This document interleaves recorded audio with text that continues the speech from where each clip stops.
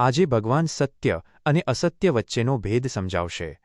નમસ્કાર મિત્રો, ડિજિટલ કી શ્રીમદ ભગવદ્ ગીતા શ્રેણીમાં આપનું સ્વાગત છે।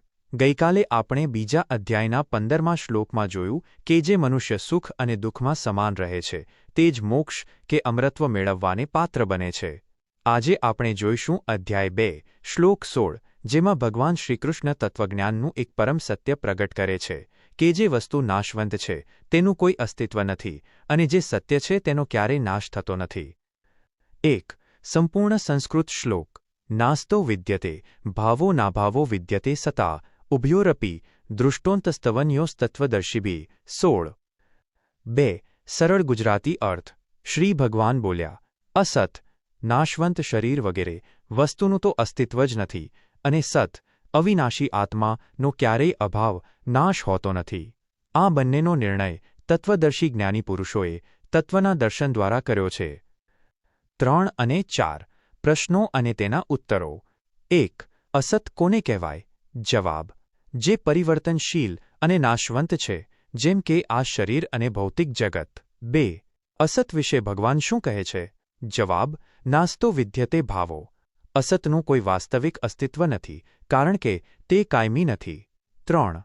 સત કોને કહેવાય? જવાબ: જે કાયમી છે અને ક્યારેય બદલાતું નથી, આત્મા કે પરમાત્મા। 4. સત વિશે ભગવાન શું કહે છે? જવાબ: નાભાવો વિદ્યતે સતાહ। સતનો ક્યારેય નાશ કે અભાવ થતો નથી। 5. આ સત્ય કોણે જોયું છે? જવાબ: તત્વદર્શિભિ, તત્વને જાણનારા જ્ઞાની પુરુષોએ। 6. વિદ્યતેનો અર્થ શું થાય? જવાબ: હોવું અથવા અસ્તિત્વ ધરાવવું। 7.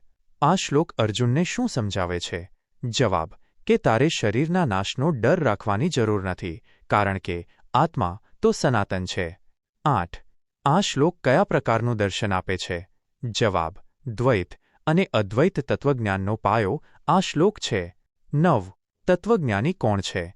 જવાબ: જે ક્ષણિક અને શાશ્વત વચ્ચેનો ભેદ પારખી શકે છે। 10. આ શ્લોક કયા અધ્યાયનો છે? જવાબ: બીજા અધ્યાયનો 16મો શ્લોક। 5. જીવનનો ઉદ્દેશ, સત્યની ઓળખ। આ શ્લોક આપણને ભ્રમમાંથી મુક્ત થઈને વાસ્તવિકતા જોવાની દ્રષ્ટિ આપે છે। 1. ક્ષણિક પાછળ ન દોડો। આપણું શરીર, સંપત્તિ, સત્તા અને સંબંધો અસત છે કારણ કે તે સમય જતાં બદલાઈ જાય છે કે નાશ પામે છે। જીવનનો ઉદ્દેશ એ હોવો જોઈએ કે આપણે આ નાશવંત વસ્તુઓ સાથે એટલા ન જોડાઈ જઈએ કે તેના જવાથી આપણે ભાંગી પડીએ। 2. શાશ્વતને પકડો। આપણી અંદર રહેલો આત્મા સત છે। તે ગઈકાલે પણ હતો, આજે પણ છે અને કાયમ રહેશે। જો આપણે આપણી ઓળખ આત્મા સાથે જોડીશું તો આપણે ક્યારેય ભય કે શોકનો અનુભવ નહીં કરીએ। 3. દૃષ્ટિકોણ બદલો। તત્વદર્શી બનવું એટલે પરિસ્થિતિની આરપાર જોવું। જે દેખાય છે તે જ સત્ય હોય એવું જરૂરી નથી। જે અદૃશ્ય છે છતાં કાયમી છે તેને ઓળખવું એ જ સાચું જ્ઞાન છે। નિષ્કર્ષ: જે જતું રહેવાનું છે તેનો શોક ન કરો અને જે કાયમ રહેવાનું છે તેની ખોજ કરો। સત્યનો ક્યારેય નાશ નથી, માટે નિર્ભય બનો। મિત્રો, આજે આપણે સત્ય અને અસત્યનો ભેદ જાણ્યો। હવે પછીના શ્લોકમાં ભગવાન એ અવિનાશી તત્વ આત્મા વિશે વધુ વિસ્તારથી સમજાવશે, જેનો નાશ કરવા માટે કોઈ જ સમર્થ નથી। ડિજિટલ કી સાથે જોડાયેલા રહો। આવતીકાલે ફરી મળીશું રાત્રે 8 વાગ્યે। જય શ્રી કૃષ્ણ।